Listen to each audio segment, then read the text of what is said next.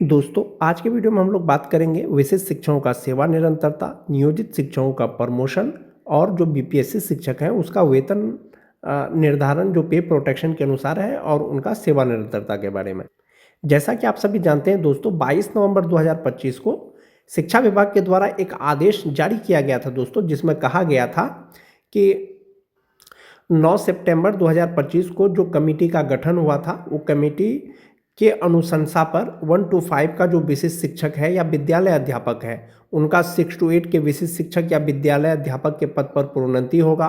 जो 9-10 के शिक्षक हैं, 11-12 के विशिष्ट शिक्षक या विद्यालय अध्यापक के पद पर प्रोन्नति होगा।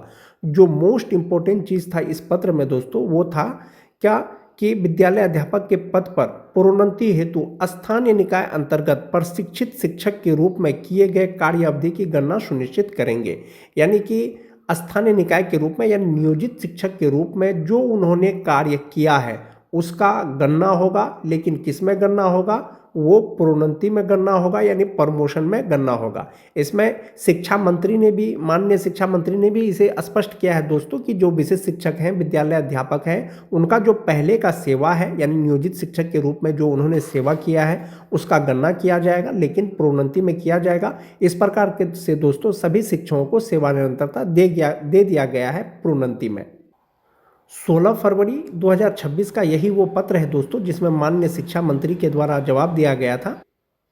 श्री राहुल कुमार जो माननीय सदस्य हैं, उनके द्वारा प्रश्न पूछा गया था। श्री सुनील कुमार जो माननीय शिक्षा मंत्री हैं, उन्होंने जवाब दिया था। सवाल पूछा था दोस्तों, क्या यह बात सही है कि राज्य के 2,66,000 नियोजित शिक्षकों को सक्षमता परीक्षा उत्तीर्ण होने के बाद विशिष्ट शिक्षक का दर्जा दिया गया है? यानी जो परीक्षा पास किए हैं सक्षमता परीक्षा, उनको विशिष्ट शिक्षक यानी राज्यकर्मी का दर्जा दिया गया है। क्या यह बात सही है कि उक्त विशिष्ट शिक्षकों को प्रशिक्षित शिक्षक के रूप में किए गए कार्य अवधि की तिथि से सेवा निरंतरता का आर्थिक लाभ नहीं दिया जा रहा है? यानी कि जो प्रशिक्षित वेतनमान है उसकी तिथि से उनको सेवा निरंतरता नहीं दिया जा रहा है।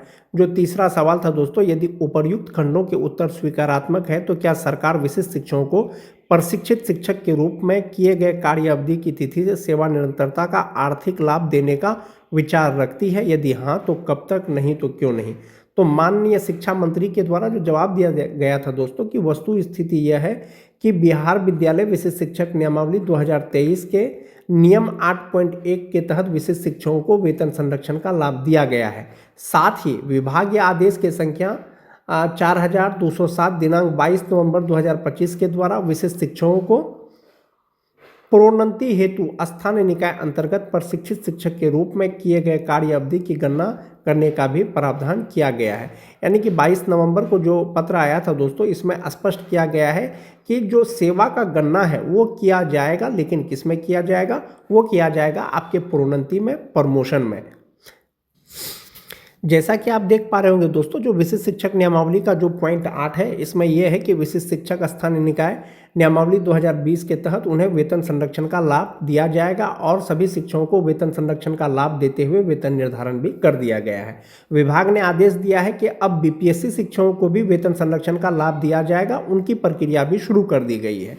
इसके अतिरिक्त जो भी राज्य सरकार का डीए होता है, एचआरए होता है, वो दिया जाएगा।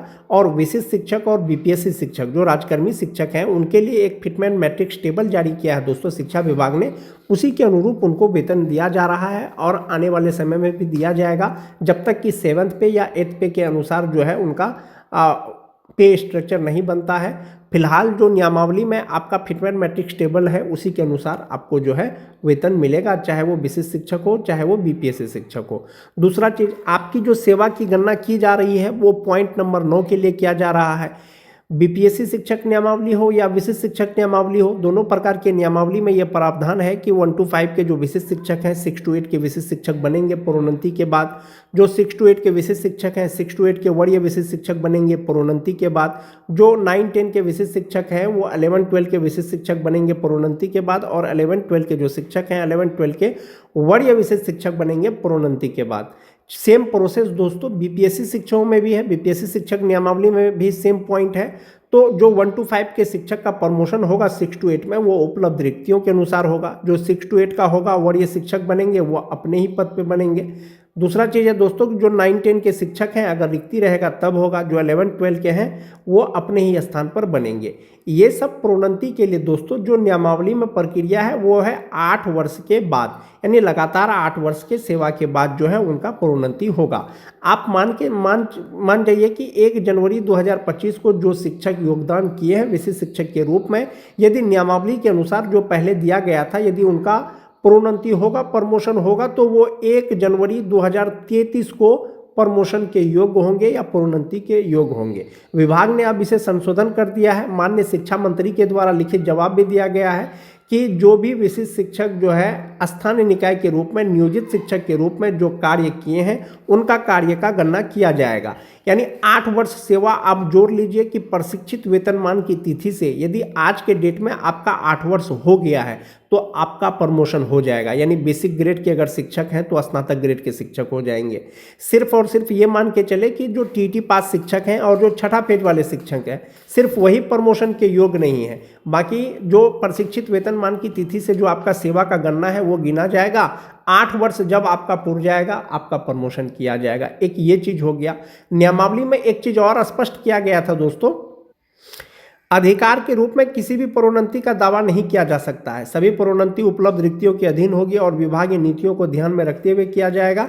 इसके लिए सभी प्रोन्नति विभाग की प्रचलित नीति के अनुसार की जाएगी और अपेक्षित योग्यता सहित पात्रता के अधीन होगी। ये जो अपेक्षित योग्यता है दोस्तों ये बहुत इंपॉर्टेंट चीज है। जो 1 to 5 के शिक्षक हैं इनके लिए जो योग्यता है वो इंटर है प्लस आपका ट्रेनिंग हो गया, टीटी हो गया या दक्षता हो गया, ये हो गया। अब जो 6 to 8 के शिक्षक हैं उनके लिए जो योग्यता है आपको ग्रेजुएट होना चाहिए, स्नातक होना चाहिए, साथ ही साथ जो आपको ट्रेंड होना चाहिए और टीटी या बीटेड या दक्षता पास होना चाहिए। अब आप 1 to 5 के शिक्षक हैं, इंटर बेसिस पर आपकी बहाली हुई है, आपकी सेवा का 8 साल हो गया है, अब आप प्रमोशन लेना चाहते हैं लेकिन आप स्नातक नहीं हैं तो आपका प्रमोशन नहीं होगा, क्योंकि नियमावली में दिया गया है कि अपेक्षित योग्यता यानी कि 6 to 8 का टीचर बनने के लिए जो योग्यता होना चाहिए वो योग्यता रहेगा तो आपका 1 to 5 से 6 to 8 में प्रमोशन होगा। 9-10 से जो 11-12 के में आपका जो प्रमोशन होगा योग्यता होगा तो आपका प्रमोशन होगा अथवा नहीं होगा। जो 9-10 का शिक्षक बनने के लिए जो योग्यता है दोस्तों वो आपको ग्रेजुएट होना चाहिए, साथ ही साथ बीएड होना चाहिए, साथ ही साथ एस्टेट पास होना चाहिए। जबकि 11-12 का शिक्षक बनने के लिए आपको पीजी होना चाहिए या समकक्ष एमए होना चाहिए, साथ ही साथ बीएड होना चाहिए, साथ ही साथ संबंधित विषय में आपको जो है एस्टेट भी पास होना चाहिए, तब आपका प्रमोशन होगा। तो अपेक्षित योग्यता का मतलब यही हो गया दोस्तों, जो एसेंशियल क्वालिफिकेशन है वो आपके पास होना चाहिए। आपका प्रशिक्षित वेतनमान की तिथि से आपका सेवा का गणना किया जाएगा। जो भी राजकर्मी शिक्षक हैं, चाहे वो विशिष्ट शिक्षक हो चाहे वो नियोजित शिक्षक हो, जो फिटमेंट मैट्रिक्स टेबल है वो यही फिटमेंट मैट्रिक्स टेबल है, दोनों प्रकार के शिक्षकों को वेतन दिया जा रहा है। जो विशिष्ट शिक्षक हैं 2003-05 का अभी जो वेतन निर्धारण हुआ है या एक इंक्रीमेंट के बाद में जो उनका बेसिक पे है दोस्तों वो 32,620 रुपया होता है। बीपीएससी शिक्षक जो 2003 के थे, नियोजित शिक्षक परीक्षा पास करने के बाद बीपीएससी शिक्षक बने थे तो उनका भी 32,620 रुपया होगा। जो टीटी पास शिक्षक हैं दोस्तों उनका 28,140 रुपया होता है। जो छठा पेज वाले हैं 25,750 रुपया होता है। या 2003 के बाद का जो 6-7 के शिक्षक हैं उनका 31,670 रुपया बेसिक पे होता है। अब चूंकि आपके सेवा की गणना की जा रही है तो इंडेक्स 10 के अनुसार आपका 32,620 रुपया है, प्रमोशन होगा तो 36,530 रुपया हो जाएगा। यानी 1 to 5 से आप सीधा 6 to 8 के शिक्षक बन जाएंगे। जो 6-7 के शिक्षक हैं 31,670 रुपया उनका बेसिक पे है, प्रमोशन होगा 35,470 रुपया हो जाएगा। जो टीटी पास शिक्षक हैं दोस्तों 28,140 रुपया उनका बेसिक पे है, जिनका सेवा का यानी प्रशिक्षित वेतनमान का अगर 8 साल हो गया है तो उनका बेसिक पे 31,510 रुपया हो जाएगा और इसी प्रकार से उनका ग्रेड चेंज हो जाएगा। यानी बेसिक ग्रेड से वो ग्रेजुएट टीचर हो जाएंगे और उनका ग्रेड 1 to 5 से सीधा स्नातक ग्रेड हो जाएगा। उसी तरह से जो 9-10 के शिक्षक हैं, बहुत सारे नियोजित शिक्षक जो विशिष्ट शिक्षक बने हैं, चूंकि इनका बेसिक पे 31,000 से शुरू होता है तो मान लीजिए किसी शिक्षक का बेसिक पे 31,930 रुपया है। अब उनका सेवा का चूंकि 8 वर्ष हो गया है पहले का सेवा गिन करके, तो प्रमोशन होगा 11-12 में तो 32,960 रुपया होगा। इसी तरह से सभी ग्रेड के शिक्षक, चाहे वो विशिष्ट शिक्षक हो चाहे वो बीपीएससी शिक्षक हो, उनका सेवा का गणना किया जाएगा और इसी के आधार पर उनका मूल वेतन भी बढ़ेगा। एक ये हो गया। अब एक चीज है कि दोस्तों इनहेंस सैलरी पर क्या प्रभाव पड़ेगा। इनहैंस सैलरी पर क्या प्रभाव पड़ेगा, उसके लिए आप ये वाला सैलरी चार्ट देख सकते हैं। सेवा निरंतरता यानी कि सेवा का गणना हो या उनका जो बेसिक पे के आधार पर जो वेतन है वो कितना होगा। अगर नियोजित शिक्षकों की बात करें, अगर नियोजित शिक्षक को आप छोड़ दें तो जो विशिष्ट शिक्षक हैं 2003-05 का, उनका बेसिक पे अभी 32,620 रुपया है, चाहे वो विशिष्ट शिक्षक हो चाहे वो बीपीएससी शिक्षक हो। तो इसका जो 58% डीए है, 5% एचआरए मेडिकल लगा करके जो ग्रॉस सैलरी होता है दोस्तों वो 61,357 रुपया होता है और इनहैंस सैलरी 48,987 रुपया होता है। आने वाले समय में यानी 2026 में ही यदि उनको प्रोन्नति मिल जाएगा, यानी उनका जो पहले का सेवा है वो गिन लिया जाएगा, तो वो बेसिक पे 36,530 रुपया हो जाएगा और डीए यदि यही 58% रहेगा, अगर 58% पे अगर गणना करें तो 5% एचआरए, 1,000 मेडिकल लगा करके जो उनका टोटल सैलरी होगा वो 68,594 रुपया होगा। एनपीएस अकाउंट में 13,852 रुपया जमा होने के बाद 54,742 रुपया हो जाएगा। तो अभी जो 2003-05 के विशिष्ट शिक्षक हैं या बीपीएससी शिक्षक हैं जो परीक्षा पास करने के बाद राजकर्मी बने हैं, तो आप ऐसे समझिए कि अभी उनका जो ग्रॉस सैलरी है वो 61,357 रुपया है। सेवा निरंतरता मिलेगा, प्रमोशन होगा तो 68,594 रुपया हो जाएगा। 2006-07 के शिक्षकों की बात करें, जो विशिष्ट शिक्षक हैं 31,670 रुपया अभी उनका बेसिक पे है। 58% डीए, 5% एचआरए मेडिकल लगा करके जो ग्रॉस सैलरी होता है वो 59,598 रुपया होता है और इनहैंस सैलरी 47,589 रुपया होता है। अब चूंकि उनका सेवा का गणना होगा तो ये इंडेक्स 9 के अनुसार उनको बेसिक पे मिलेगा, तो ये 35,470 रुपया हो जाएगा। इसमें 58% डीए एचआरए मेडिकल लगा करके ग्रॉस सैलरी 66,633 रुपया हो जाएगा, जिसमें से 13,450 रुपया उसका एनपीएस अकाउंट में जमा होगा और इनहैंस सैलरी होगा 53,180 रुपया। तो आपका सेवा का गणना होगा तो ऑब्वियसली आपका जो वेतन बढ़ जाएगा, इनहैंस सैलरी पर भी आपका प्रभाव पड़ेगा, जो आपका ग्रॉस सैलरी है उस पर भी प्रभाव पड़ेगा और मोस्ट इंपॉर्टेंटली जो आपका भविष्य के लिए जमा होगा उस पर भी उसका प्रभाव पड़ेगा। जो 2009-10 के विशिष्ट शिक्षक हैं उनका अभी मूल वेतन 30,750 रुपया है, जो अभी 58% डीए है, 5% एचआरए, 1,000 मेडिकल लगा करके ग्रॉस सैलरी उनका 57,894 रुपया होता है। इसमें से 11,660 रुपया उनका एनपीएस अकाउंट में जमा होता है और 46,234 रुपया उनका इनहैंस सैलरी होता है। अब चूंकि उनका सेवा का गणना होगा तो 34,440 रुपया हो जाएगा और इसके आधार पर जो 58% डीए, 5% एचआरए मेडिकल लगा करके जो ग्रॉस सैलरी होगा वो 64,725 रुपया होगा। 13,060 रुपया उनका एनपीएस अकाउंट में जमा होगा और इनहैंस सैलरी होगा उनका 51,665 रुपया।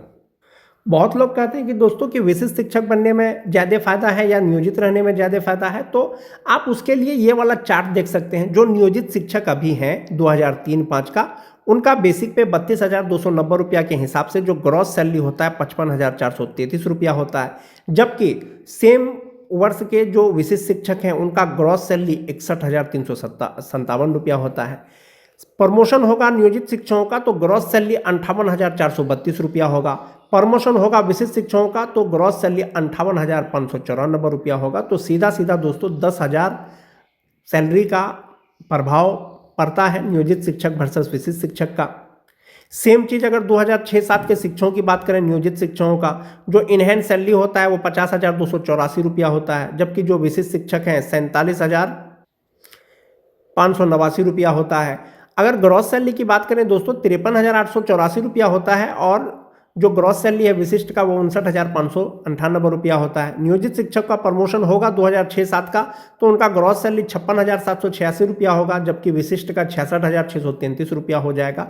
तो और जो भविष्य के लिए जमा होता है नियोजित शिक्षकों का वो 3,600 रुपया होता है, जबकि विशिष्ट शिक्षक का आप देख सकते हैं कि जिस तरह से उनका बेसिक पे बदलेगा, डीए एचआरए बदलेगा, उनका जो एनपीएस में जमा होता है वो भी अमाउंट बदलते जाएगा, जबकि जो नियोजित है उनका फिक्स है 3,600 रुपया। जो 2009-10 के शिक्षक हैं दोस्तों, जो नियोजित शिक्षक हैं 30,420 रुपया के हिसाब से जो ग्रॉस सैलरी उनका होता है 52,385 रुपया होता है, जबकि जो नियोजित शिक्षक बन गए हैं 9-10 का उनका 57,894 रुपया होता है। जो इनहैंस सैलरी है वो 48,785 रुपया है, 46,234 रुपया है। नियोजित शिक्षक का प्रमोशन हो जाएगा तो ग्रॉस सैलरी 55,221 रुपया हो जाएगा। विशिष्ट शिक्षक का प्रमोशन हो जाएगा तो उनका 64,725 रुपया हो जाएगा। तो लगभग 9 से 10,000 रुपया इनहैंस सैलरी का दोस्तों ग्रॉस सैलरी में फर्क है नियोजित वर्सेस विशिष्ट शिक्षक। जो मोस्ट इंपॉर्टेंट चीज़ है दोस्तों वो इंडेक्स का है। वो इंडेक्स जो विशिष्ट शिक्षक का जो इंडेक्स है वो पे प्रोटेक्शन के अनुसार फिटमेंट मैट्रिक्स टेबल पर सेट हुआ है दोस्तों।